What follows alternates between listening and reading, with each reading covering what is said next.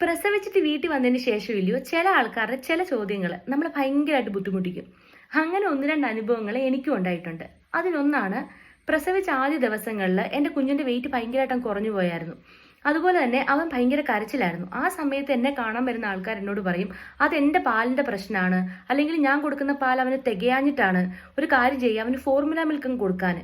ആ സമയത്തൊക്കെ എനിക്കൊരു കോൺഫിഡൻസ് ഉണ്ടായിരുന്നു എൻ്റെ പാല് അവന് തികയുമെന്ന്, അല്ലെങ്കിൽ എൻ്റെ പാല് മതി അവനെന്ന്. പക്ഷെ ഇങ്ങനെ പല ആൾക്കാർ വന്ന് പറയുമ്പം ഞാൻ തന്നെ ചിന്തിച്ചിട്ടുണ്ട് ഇനിയിപ്പോൾ എൻ്റെ പാലിൻ്റെ പ്രശ്നമാണോ. അങ്ങനെ ഒന്ന് രണ്ട് ദിവസം അവന് ഫോർമുല മിൽക്ക് കൊടുത്തിട്ടുമുണ്ട്.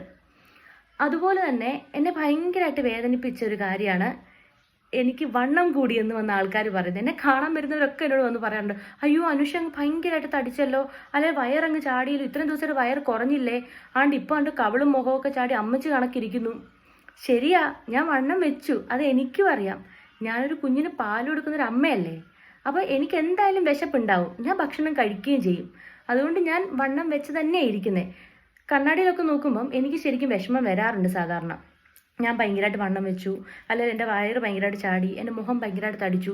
പക്ഷെ അപ്പോഴും എനിക്കൊരു കോൺഫിഡൻസ് ഉണ്ട്, എനിക്കിതൊക്കെ കുറയ്ക്കാൻ പറ്റുമെന്ന കോൺഫിഡൻസ്.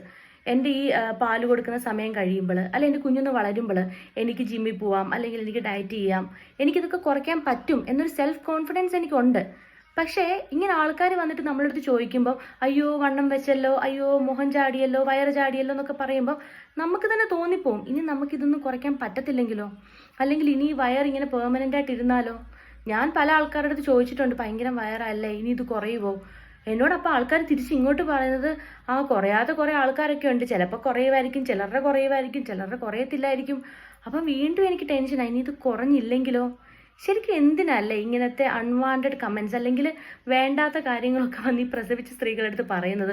ഓൾറെഡി നമ്മൾ കുറേ മാനസിക സമ്മർദ്ദത്തിൽ കൂടെ ഒക്കെ ആയിരിക്കും കടന്നു പോകുന്നത്. നമ്മുടെ ഹോർമോൺസും നമ്മുടെ ഹോർമോൺ ചേഞ്ചസും ഒക്കെ കാരണം നമുക്ക് ഓൾറെഡി വെറുതെ കുറേ വിഷമങ്ങളൊക്കെ വരാറുണ്ട്. അതിൻ്റെ കൂട്ടത്തിൽ പല ആൾക്കാർ വന്ന് ഇങ്ങനെ പല കാര്യങ്ങൾ പറയുമ്പോൾ വീണ്ടും നമ്മളെ വിഷമിപ്പിക്കുകയാണ് ചെയ്യുന്നത്. വീണ്ടും നമ്മൾ തന്നെ ബിൽഡ് ചെയ്ത് വെക്കുന്ന ഒരു സെൽഫ് കോൺഫിഡൻസ് അല്ലേ നമുക്കുണ്ട്, അത് വെറുതെ തകർക്കുക ചെയ്യുന്നത്. അപ്പം ആരെങ്കിലുമൊക്കെ പ്രസവിച്ച് കിടക്കുന്ന സ്ത്രീകളെ കാണാൻ പോകുന്നുണ്ടെങ്കിൽ പോയി കാര്യം അന്വേഷിച്ച് തിരിച്ചു വരിക. വെറുതെ വേണ്ടാത്ത കാര്യങ്ങളൊക്കെ പറഞ്ഞ് ആൾക്കാരെ വിഷമിപ്പിക്കാതിരിക്കുക. അത്രേ ഉള്ളൂ.